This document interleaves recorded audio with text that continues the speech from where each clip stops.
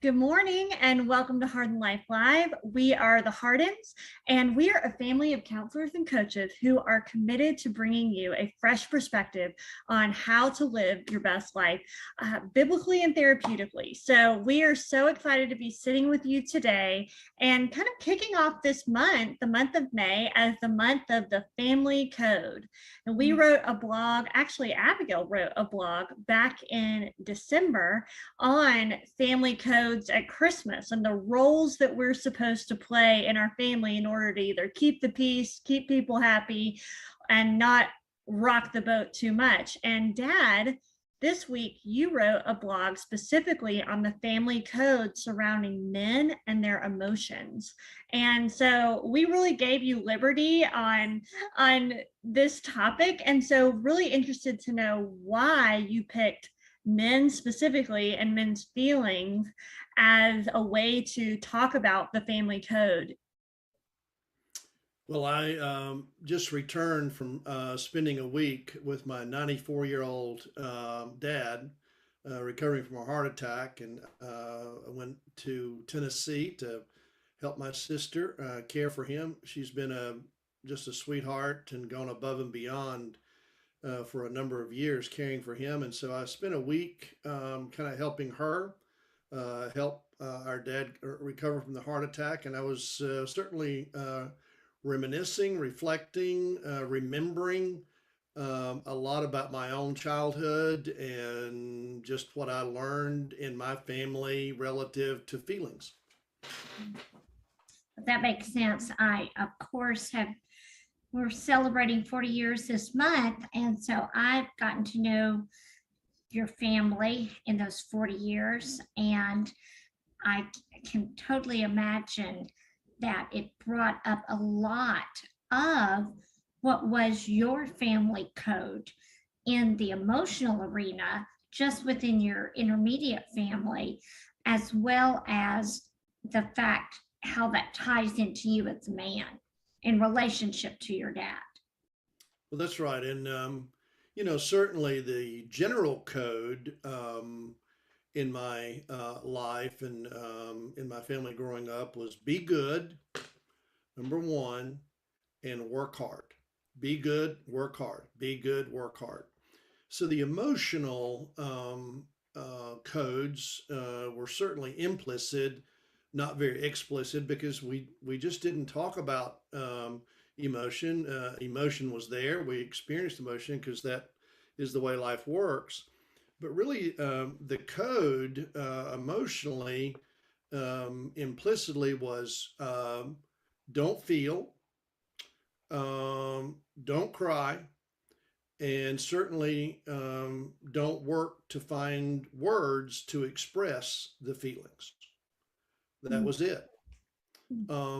And so everything that I learned about my emotions were certainly implicit, indirect, and I grew up discounting my feelings. I had emotion for things going around me, but I really never valued or understood what I specifically was feeling inside me about me.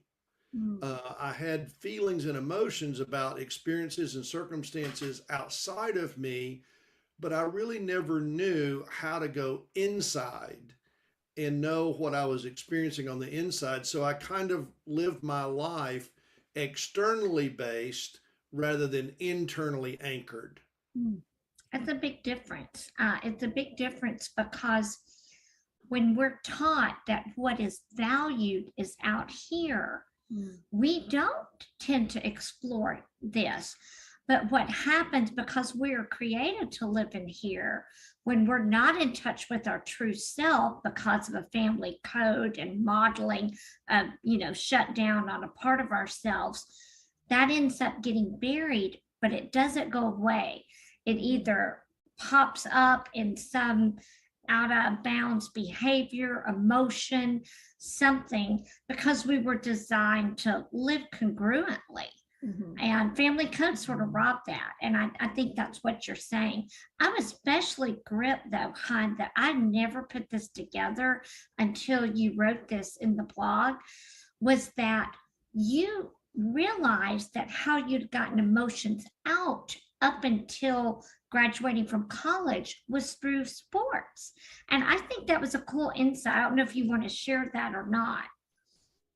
Well, I think it's not only true of me, but it's true of men that we get involved in manly activities, especially sports or hunting, fishing, all of those things. And so when we're in those, if you will, manly environments, or at least acceptable by culture, we experience, the thrill of victory and the agony of defeat, so to speak. And so we feel alive and we feel like that we're connected to our lives, but it's such a limiting environment, number one. And then number two, what do you do when that's no longer available? And I mean, it it uh, it makes me emotional even now, thinking about how hard it was for me when I quit playing basketball, competitively on a team, and it was very hard because I had no outlet, no vehicle to express my emotions. Certainly, I played for exercise, but there wasn't that event, that structure that competitive sports gave me. And that was a huge adjustment. And I can actually remember being in counseling sessions as a young man, before you and I got married, and struggling in the counseling session with how to transition from the feelings that I had in sports into just everyday life. And, I'm certainly wasn't a pro athlete, anything like that, but athletics was a huge part of how I identified and how I lived out my life. Well, and I think, Dad, just hearing you talk about your experience, your story growing up, by being able to identify what your family code was, being able to identify how that had an impact on how you saw yourself and the world, and by facing it, by talking about it, by acknowledging it and then facing it and going deeper to really healing that, your story led to your calling, and being able to provide a home, a new sense of home for men to be able to express their feelings openly and to get love and affirmation and encouragement and acceptance in a way that is masculine, and uh, and pointing them not just to that relational connection that you missed out on, but also the God connection, I think is so powerful. And without your broken story, there would not be this incredible calling and an opportunity for other men in their brokenness, breaking out of that family code, for them to heal. Well, I would just jump on what Audrey said as well. You didn't just break out of your own family code.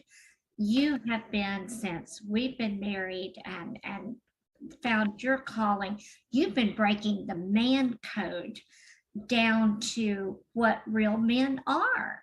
And that's where we have to look at societal placing codes on us, as well as it matched what our families also put on us. And we can't minimize the impact of that on how you and I live every day. And it's going to be a real powerful testimony. And I think so many men have told me what your deer camp, fish camp have meant to them in breaking that emotional code in their own lives. Yeah. So if y'all want to know more about the family code, specifically to men, all that we've been talking about today, please go to hardinlife.com, check out our blog. It is phenomenal and will help you get a better understanding of your story if you're a man, or if you're married to one or linked to one, help you get a better understanding there and how to encourage. So we thank you for sitting with us, and we will see you next week.